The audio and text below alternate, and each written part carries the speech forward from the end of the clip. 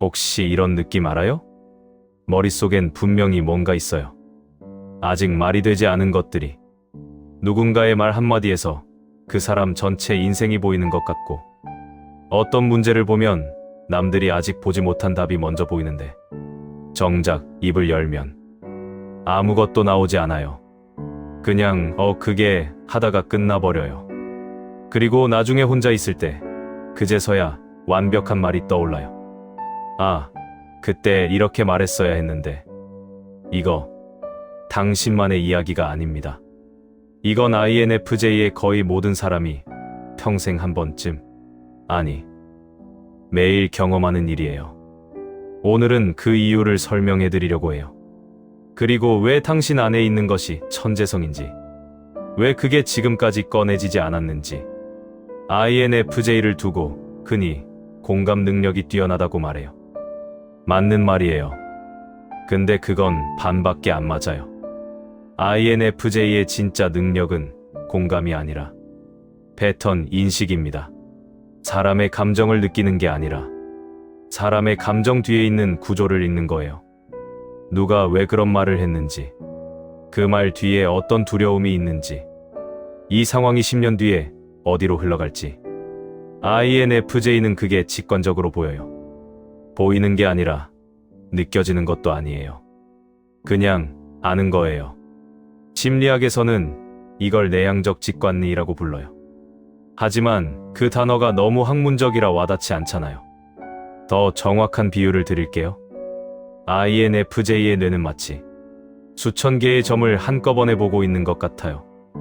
남들은 점 두세 개를 보는데 INFJ는 이미 그 점들이 만들어내는 선이 보여요.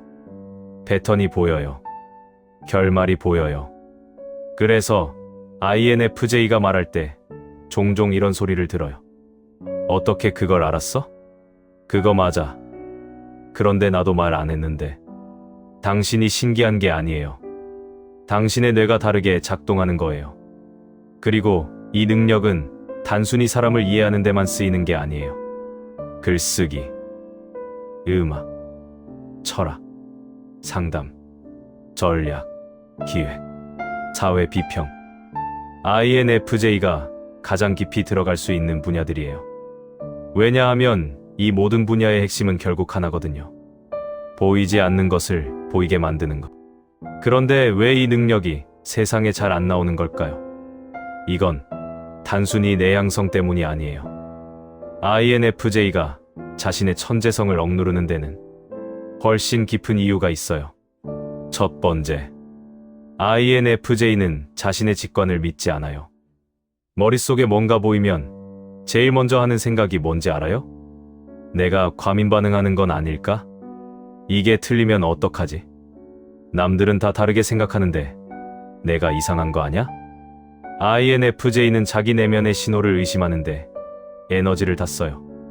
그리고 정작 그 신호가 맞았을 때는 운이 좋았나 보다라고 해요. 맞아요. 다 알고 있었는데 그냥 믿지 않은 거예요. 두 번째, INFJ는 완벽하게 표현되지 않으면 침묵을 선택해요. INFJ의 머릿속 언어는 매우 복잡해요.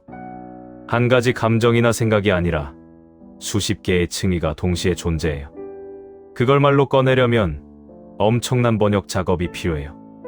그런데 대화의 속도는 그 번역을 기다려주지 않아요. 그래서 INFJ는 말하는 걸 포기해요. 어차피 다 말해도 이해 못할 거야. 내가 잘 표현을 못하는 것 같아. 근데 그건 틀린 말이에요. 표현을 못하는 게 아니라 표현의 기준이 너무 높은 거예요. 세 번째, 그리고 가장 중요한 이유. INFJ는 어린 시절부터 자신이 다르다는 이유로 크고 작은 신호를 받아왔어요. 너 왜 이렇게 생각이 많아? 그냥 편하게 생각해. 그거 다 무슨 의미야? 그냥 즐기면 되잖아. 그 말들이 쌓이면서 INFJ는 배워요. 나의 내면, 세계는 환영받지 못한다. 그래서 그것을 숨기기 시작해요. 처음엔 사람들 앞에서만, 나중엔 자기 자신에게도. 숨긴 게 아니에요. 안전하게 보관한 거예요. 근데 그 금고의 비밀번호를 잊어버린 거예요. 그럼 이제 그 금고를 여는 방법을 얘기해 볼게요. 화려한 자기개발 기법 같은 거 없어요. INFJ에게 효과적인 건 언제나 같아요. 조용하고 깊고 진짜인 것들. 첫 번째 방법, 직관 일기를 써요. 단 판단 없이. INFJ에게 글쓰기는 선택이 아니라 산소예요. 근데 제가 말하는 건 일기가 아니에요. 느낌이 왔을 때 즉각 적는 거예요. 논리적으로 다듬기 전에. 맞는지 틀린지 따지기 전에. 그냥 오늘 이 사람을 만났는데 이상하게 이런 느낌이 들었어. 그냥 그거요. 그걸 3개월만 해보면 패턴이 보여요. 내 직관이 얼마나 자주 맞았는지가 보여요. 그때부터 자기 자신을 신뢰하기 시작해요. 두 번째 방법, 설명이 아닌 창작으로 꺼내요. INFJ의 내면은 대화에서 잘 안 나와요. 왜냐하면 대화는 쌍방향이고 빠르고 즉흥적이거든요. INFJ의 것들은 글, 음악, 영상, 글. 혼자서 천천히 다듬을 수 있는 채널에서 나와요. 말로 표현이 안 된다고 답답해하지 마세요. 당신의 매체가 말이 아닐 수 있어요. 유튜브를 시작하든, 블로그를 쓰든, 노트에 혼자 쓰든. 중요한 건 형식이 아니라 내 안에 있는 것을 밖으로 꺼내는 행위 자체예요. 세 번째 방법, 이해받을 수 없다는 전제를 버려요. INFJ의 가장 깊은 상처 중 하나는 고립감이에요. 나를 진짜 이해하는 사람이 없어. 이 믿음이 너무 깊어지면 표현 자체를 포기하게 돼요. 어차피 이해 못할 거니까 말해봤자 뭐해. 근데 여기서 생각의 전환이 필요해요. 이해받으려고 말하지 마세요. 공명하는 사람을 찾기 위해 말하세요. 100명 중 99명이 이해 못해도 돼요. INFJ의 언어에 깊이 공명하는 한 명이 있어요. 그 한 명을 만나기 위해 나머지 99번을 말하는 거예요. 그 한 명이 당신의 세계를 바꿔요. 네 번째 방법, 몰입의 방 1개를 만들어요. INFJ의 천재성은 산만한 환경에서 절대 나오지 않아요. 회의실에서 카톡이 계속 오는 상황에서, 퇴근 직후 피곤한 상태에서 절대 안 나와요. INFJ에게는 의식적으로 설계한 혼자만의 공간이 필요해요. 물리적 공간이 아니어도 돼요. 매일 아침 30분, 핸드폰 없이 커피 한 잔 마시는 시간, 주 1회 혼자 걷는 산책, 자기 전에 딱 10분, 아무 자극 없이 그냥 누워있는 시간. INFJ의 직관은 소음 속에서 잠들고 침묵 속에서 깨어나요. 이건 게으름이 아니에요. 이건 충전이 아니에요.